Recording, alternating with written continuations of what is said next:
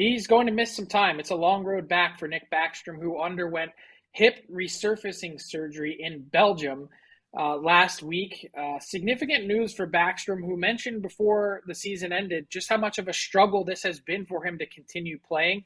This is a big surgery. Ryan Kessler underwent this surgery in 2019, and it forced him to retire. There's only one other NHL player that's actually undergone hip resurfacing surgery and made it back to the NHL. That was Ed Jovanovski in 2013. He came back and only ended up playing 37 games before he retired. That was also toward the end of his long NHL career. But nonetheless, if Backstrom is unable to make it back, this is a pretty significant change for the Washington Capitals, a pillar in that franchise for a long time since him and Alex Ovechkin really took over the team.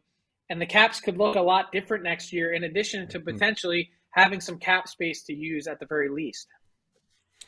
This is a tough situation for the Capitals because Backstrom's been such a linchpin for that club. 5-on-5 power play, you name it, an unheralded player and a key part of what Alex Ovechkin's done in his career. And, the Capitals did play about half of last season without Backstrom, but to me, there's still a different team with him in the lineup. And, do they have some prospects that are in Hershey that could potentially make the jump? Maybe. And I don't think to a Backstrom level. So if I'm running the Washington Capitals in this situation, Frank, I can't help but think that you're basically looking at Backstrom as an LTIR candidate for maybe the entire season.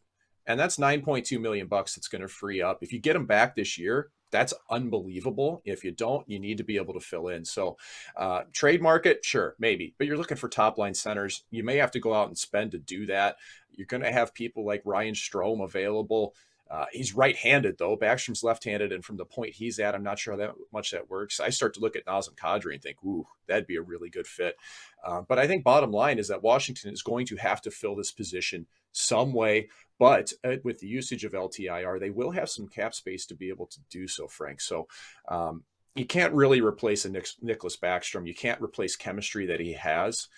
But you're going to have to try to do it if you're Washington, because this is a major piece that I think they probably did see coming, though. They knew it was a potential option, especially even this season when things were kind of murky for him. Yeah, I mean, you mentioned not being able to get him back potentially this season. I'm thinking, what if he never comes back in his career and this is it? Same Potential thing. Hall of Fame career. And you're looking at it and you go, well, is this also the turning of the tide for the Washington Capitals, who have been so competitive for so long? Does their window, sort of like the Pittsburgh Penguins, begin to go in the other direction? At what point do they begin to turn over their roster? It's going to be a delicate dance for their GM and Brian McClellan to figure out.